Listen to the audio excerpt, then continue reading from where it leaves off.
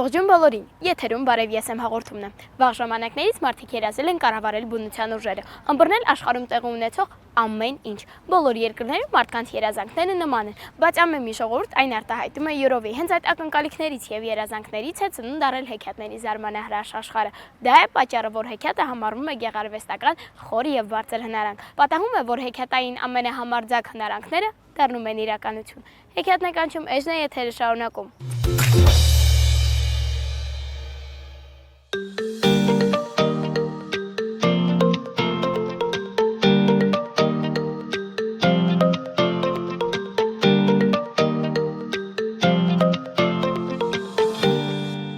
Սիրելի երեխաներ, եկեք միասին բեմականացնենք Պապն ու Շահկամը հեքիաթը։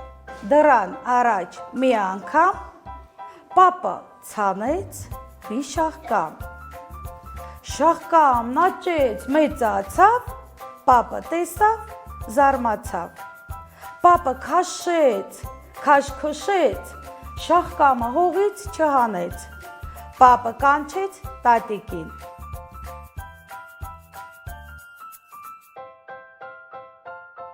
Տատը պապից, պապը շահկամից,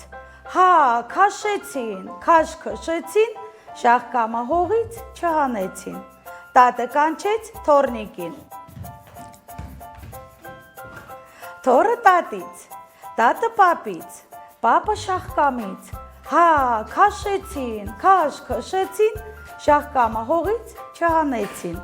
թոռը կանչեց շնիկին, շունը թոռից, թոռը տատից, տատը պապից,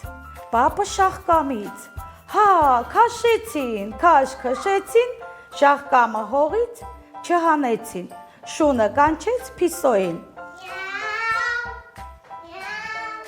Փիսոն շնիկից, շունը թոռից, թոռը տատից, տատը պապից, պապը շահկամից, հա, քաշեցին, քաշքշեցին, շահկամը հողից չհանեցին, Փիսոն կանչեց մկնիկին, մուկը Փիսոյից, Փիսոն շնիկից, շունը թոռից, թոռը տատից, տատը պապից, պապը շահկամից, հա, քաշեցին, քաշքշեցին, շահկամը հողից հանեցին։ Տեսնում եք երեխաներ, երբ ընտանիքը միասնական է, անհնարին ոչինչ չկա։ Ընկերներ, վաղուց է ձեզ հետաքրքիր բաղադրատոմսեր չենք ներկայացրել, համեղ Էժնե, եթերը շարունակում։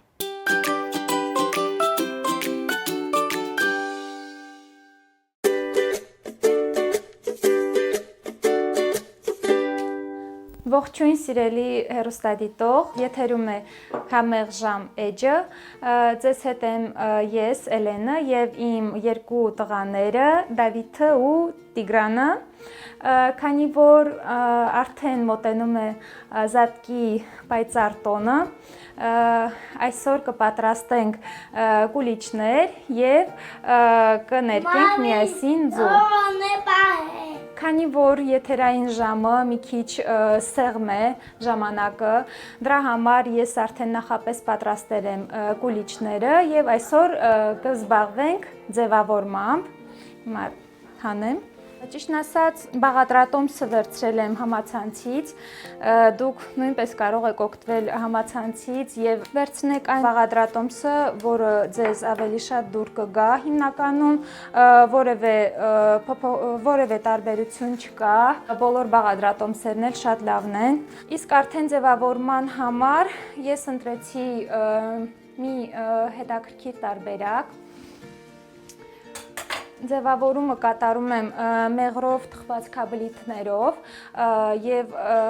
փորձում եմ այնպես անել, որ ստացվեն փոքրիկ նապաստակներ, ինչպես նաև փորձում եմ մի քիչ գարնանային տեսք հաղորդել փոքրիկ կուլիչներին, որ ավելի հետաքրքիր լինի մեր բալիկներին։ Իմ բաղադրատոմսի համար օգտագործել եմ կաթ,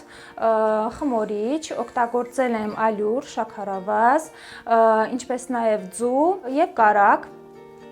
Այդքանը բավականին հերիք է ու շատ համեղ ստացվում է։ Հիմա դնենք մի քիչ հովանա, քանի որ տաք են դեռևս։ Կուլիչի վրայի գլազուրի համար կօգտագործենք սպիտակուց, 1 ձվի սպիտակուց եւ 150 գրամ շաքարի փոշի։ Սկզբից առանձնացնում ենք դեղնուցը։ Շատ կարևոր է, որպեսզի սպիտակուցի մեջ դեղնուց չընկնի։ Հիմա հարիչի օգնությամբ կհարենք 1 սպիտակուցը եւ քիչ-քիչ կավելացնենք շաքարի փոշի։ Մտցնենք։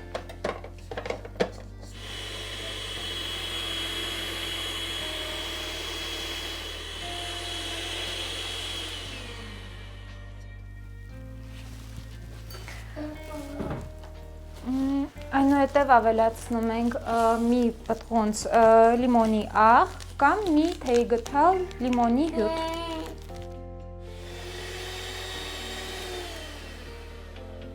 Եվ այսպես բավականին պարզ բաղադրատոմսով ստանում ենք այսպիսի ունիվերսալ գլազուր, որը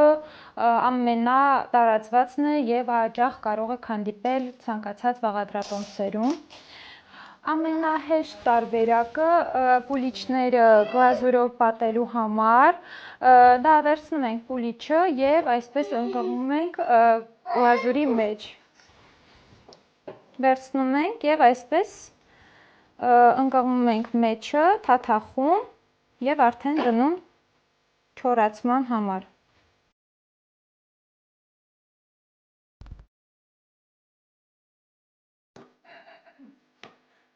Լավն է։ Լավն է, դա։ Ինչպես տեսնում եք, մեր գլազուրը դեռ լրիվությամբ չի չորացել եւ ժամանակն է, որ սկսենք զարդարել։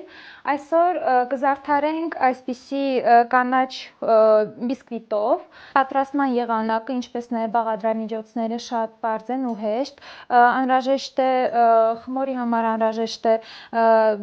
մի ձու, մեղր, շաքարավազ, ալյուր եւ փխրեցուցիչ, ինչպես նաև անպայման կանաչ գույնի ներք։ Այժմ կավելացնենք այսպիսի ականջներ, որոնք պատրաստել եմ մեղրով, խմորով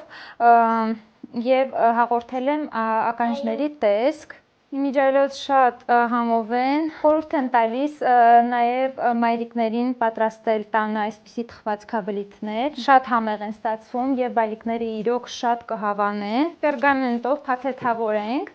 որը ավելի սիրուն տեսք կհաղորդի մեր կուլիչներին եւ կլինեն ավելի տոնական։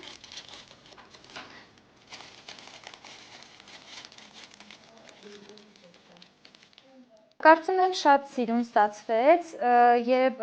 կարծում եմ բոլորը կհավանեն այսպիսի փաթեթավորումը, որը բավականին հեշտ է, շատ մատչելի, սակայն շատ հաճելի ու շատ սիրուն։ Կցանկանայի նաեւ խորհուրդ տալ ձեզ սիրելի մայրիկներ, որ հաճախակի զբաղվեք միասին խոհանոցային գործերով, թեկուզ տղաներ են իմը, բայց նրանք նույնպես շատ են սիրում, երբ միասին ինչ-որ բան ենք պատրաստում, իրենց ավելի կարևոր ու արժևորված են զգում։ Փորձեք այսպիսի դիզայնով կուլիչներ պատրաստել, քանի որ զատկին մնացել են հաշված օրեր։ Այսքանը կհանդիպենք, հաջողություն։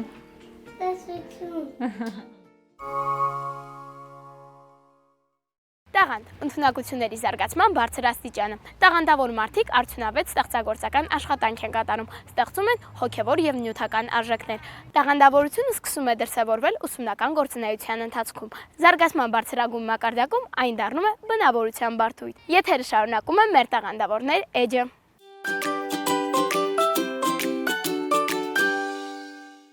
Բարև ձեզ, ես Իննա Խաչատրյանն եմ, 8 տարեկան, հաճախում եմ Աշոտ Ղուլյանի անվան համար երկրորդ դպրոցի 3-րդ դասարանը։ Ես սիրում եմ վառ գույներ, այդ պատճառով ես զբաղվում եմ նկարչությամբ և լողով։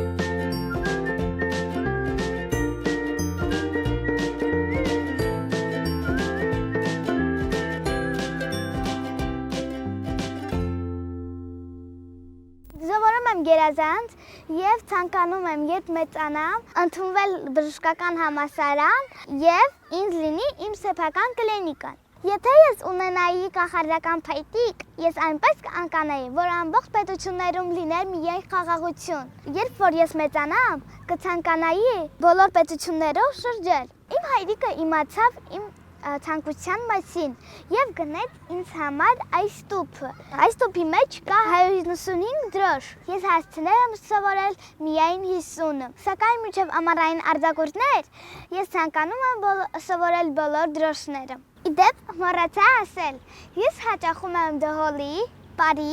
եւ շատ եմ սիրում զբաղվել լողով։ Գնում եմ նաեւ անգլերեն եւ ռուսերեն պարապմունքներ։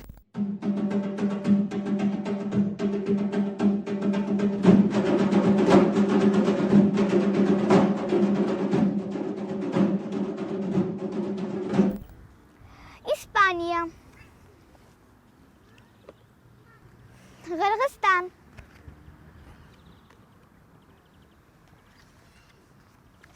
Դանիա,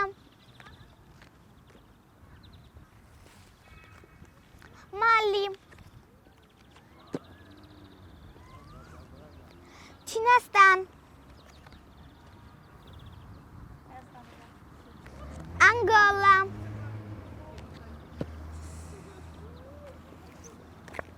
Մոզամբիկ,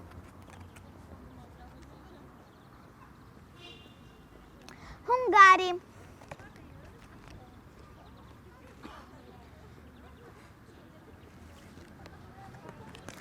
Պալուա,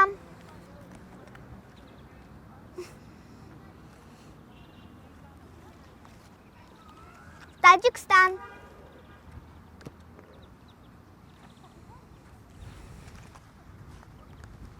Արգենտինա,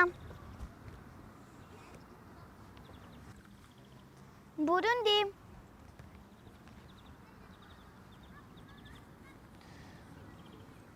Հորդանան,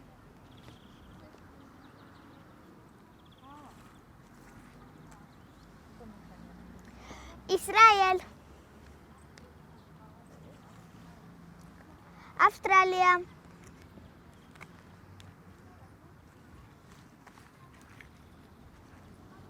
Մեծ Բրիտանիա,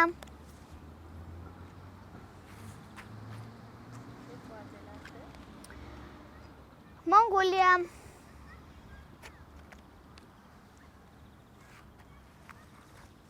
Ռուսաստան։ Այսքանը իմ մասին, կհանդիպենք։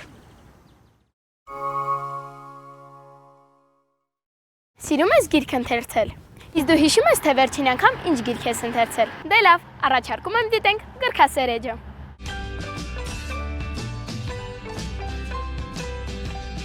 Բարև ձեզ, ես Շաքե Հոսեփյանն եմ։ Սովորում եմ Ստեփանակերտի Խաչատուր Աբովյանի համար 1 հիմնական դպրոցի 6-րդ Գ դասարանում։ Ընթերցել սկսել եմ դեռ վաղուց։ Սկզբում ընթերցում էի հեքիաթներ, առակներ, հետո սկսեցի ընթերցել պատմվածքներ, վիպակներ, վեպեր, վերջերս ընթերցել եմ Շերլոք Հոլմսի արկածները, Ռոբին Հուդը, Սպիտակ Ժանիքը, մի քանի օր առաջ էլ ավարտին եմ հասցրել Գանձերի կղզին։ Այսօր ձեզ ուզում եմ ներկայացնել Ռիչարդ Բախի Ջոն Լիվինգսթոն ճայը։ Հեղինակը Ռիչարդ Բախը ընթերցողին պատգամում է. եթե դու գիտես ինչ ես ուզում, ապա անպայման կհաջողես։ Գլխավոր հերոսը Ջոնաթան Լիվինգսթոն անունով ճայը թվում է ոչնչով չի տարբերվում մնացած ճայերից, սակայն նա առանձնահատուկ է, որովհետև նրա կյանքի երազանքը ոչ թե մնացած ճայերի նման կերհայթայթելն է, այլ թռչել ավերի վերև, այսինքն կատարելագործվել։ Սակայն այդ ճանապարհին նա բազում խոչընդոտների է հանդիպում, նույնիսկ իր ցեղակիցները նրան չեն հասկանում, մի անգամ էլ նրան անարգանքի սյունին են գամում։ Ահա նրա պատասխանը իր տոհմակիցներին։